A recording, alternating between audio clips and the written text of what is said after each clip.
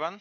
In this video we will continue with the special class, a robot class, which we use in our university to understand classes. And this class will not be in the general project that we have created, and it will be a different project, which is Win32 project directly.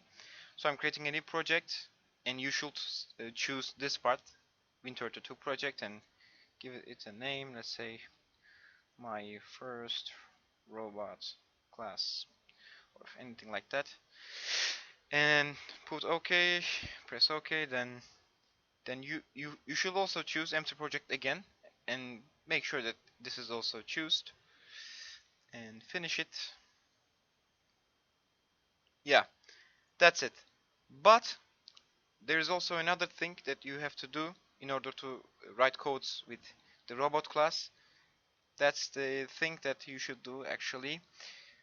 Right click this one, go to properties, and come to the point which is character set and make it to none set. Okay, if you don't do that, your code will not be compiled even if you have a right one. Okay, so this is important. And then we should also add our header and resource files. Let's see, those are the robot files. We will supply these things to you, and you can find it on your, I think, Sucourse or main website. I don't know, but let's copy them to our project. Yeah. Okay, now we should also add them and see what are those files. Okay, header files, resource files. Alright, now robot world is a different world than what we were using for our homeworks. It was a console world, right? But this is totally different, and this is the world what we are talking about. Let's try to run it. There were build errors. I'm sorry about that. I don't have any resource files. It could be a problem. Let's see. Okay. Include.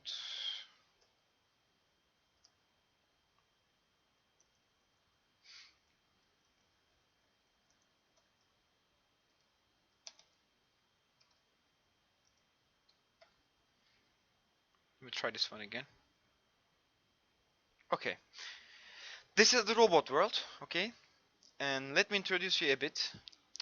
These are the cells, and it starts from 0 and goes on like this: 0, 1, 2, 3 in the x-axis, and the 0, 1, 2, 3, 4, 5, 6, and goes like that on the y-axis.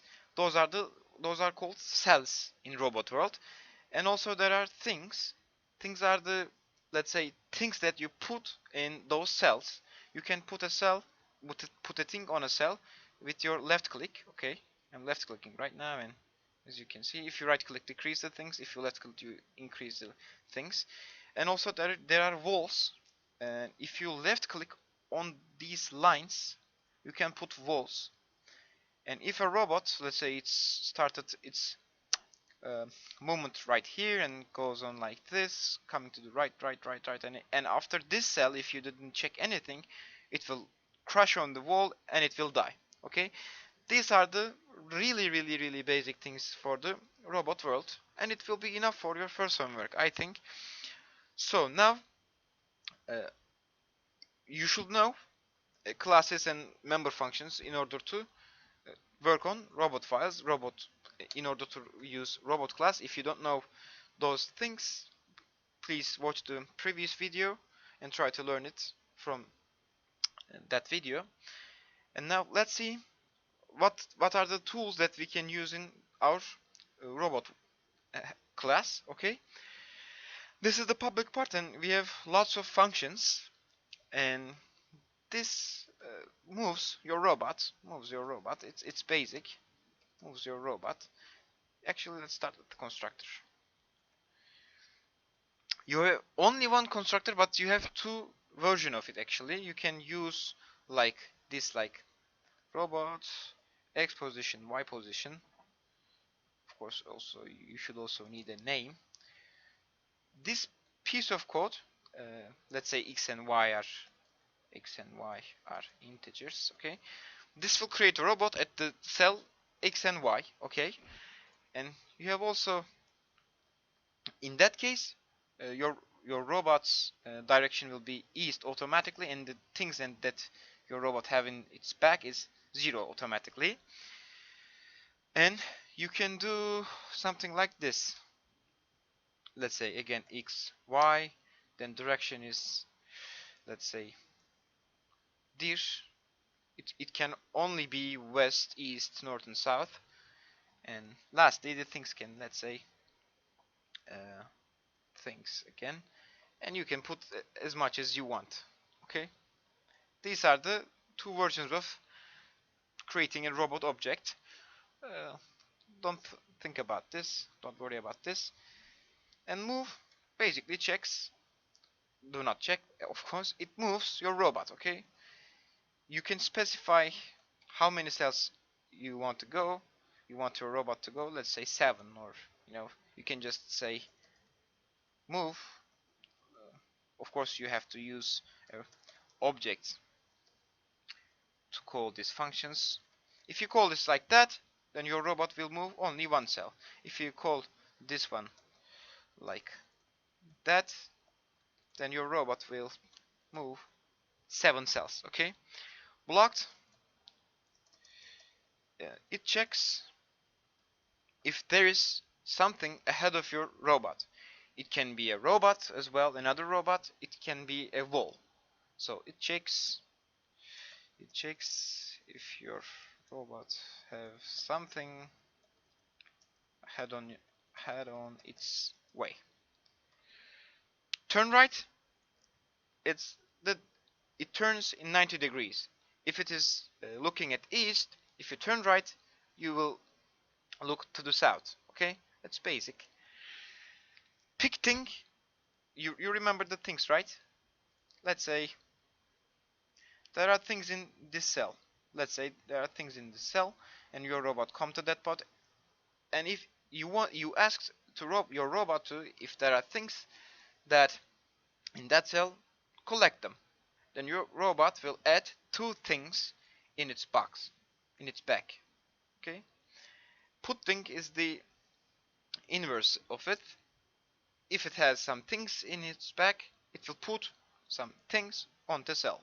Set color is obvious. You can change your robot's colors to these colors via this function. Facing it will check. It won't, this is important, it's a bool function. It checks if your robot looking east, basically. If it looking east at that moment, it will turn true. Otherwise, it will turn false. Facing wall, it's also pretty straightforward. If there is wall against in front of your robot, it will turn true. Otherwise, it will turn false. Cell empty. If your robot, let's say at that cell, at this cell empty will return false. If a robot in any other cell, they're all empty, it will return true. The bag empty, it will check the things that your robot have. If it is 0, it will return true. Otherwise, it will return false. You can't reach those things in your source.cpp because they are all private, but you can use them in your robots.cpp, which are the points that you implementing those functions.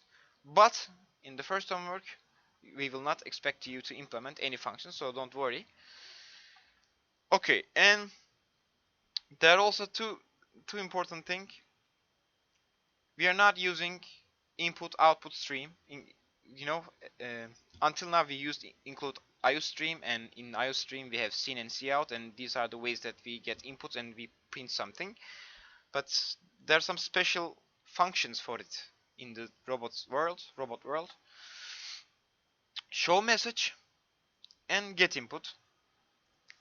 Show message, it will print something. You can think this one as cout, okay? And get input, you can think this one as seen.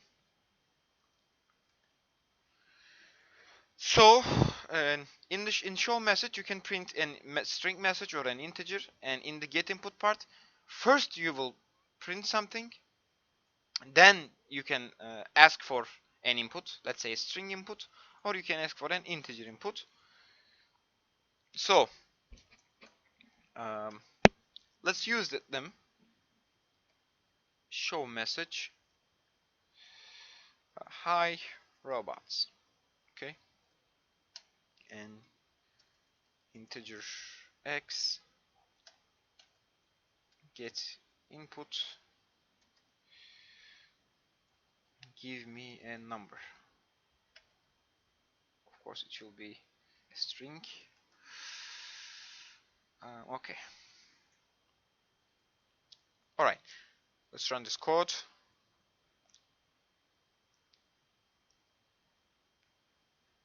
There were build errors, I'm sorry about that.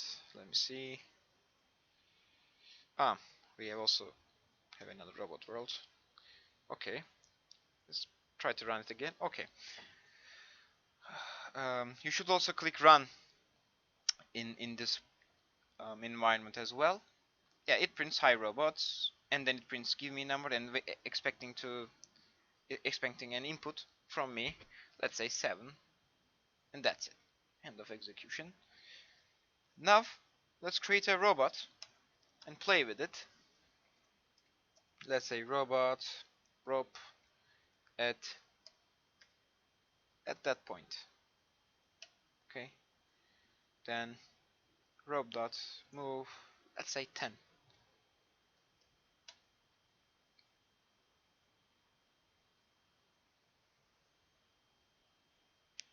Hi robots, give me a number, let's say 7.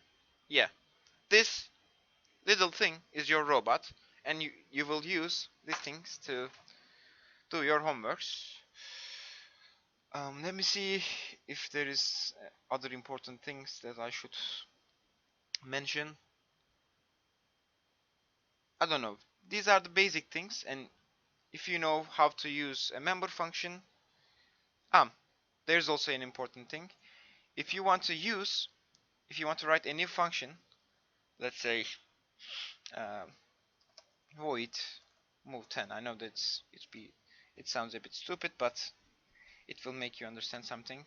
And it takes a robot parameter, okay? If you do it like that,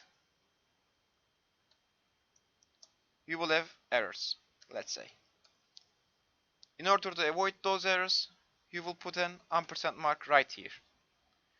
We will come to that point, what does this ampersand do, but don't worry about it right now. You should know that you have to use this sign in order to get no errors. Yeah, basically this won't change anything, but I want to show you this part. Okay, then you can call the function you have written, let's say rob. Okay, if you use these ampersands, the class you have newly written, then you will have no problems writing new functions, new free functions, let's say.